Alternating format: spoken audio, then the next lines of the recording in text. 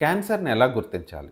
క్యాన్సర్‌ని 2 రకాలుగా ఉంటుంది. సాలిడ్ మాలిగ్నెన్సీస్ అంటాం, లిక్విడ్ మాలిగ్నెన్సీస్. సాలిడ్ మాలిగ్నెన్సీస్ అంటే ఊపిరితిత్తులు, స్కిన్, లివరు ఇలాంటి అవయవాల్లో వచ్చే క్యాన్సర్. లిక్విడ్ మాలిగ్నెన్సీస్ అంటే బ్లడ్ క్యాన్సర్స్ అంటాం.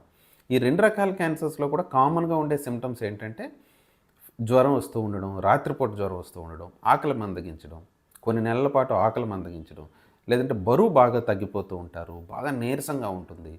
ఇవన్నీ కామన్‌గా వచ్చే సింప్టమ్స్. స్పెసిఫిక్ సింప్టమ్స్ అంటే ఆ క్యాన్సర్‌కి సంబంధించిన సింప్టమ్స్ ఉంటాయి. ఫర్ ఎగ్జాంపుల్ ఊపిరితిత్తుల్లో క్యాన్సర్ వస్తే దగ్గు, లాంగ్ స్టాండింగ్‌గా దగ్గొస్తుంది. హిమాప్టైసిస్ అంటాము. అంటే దగ్గుతున్నప్పుడు బ్లడ్ పడొచ్చు.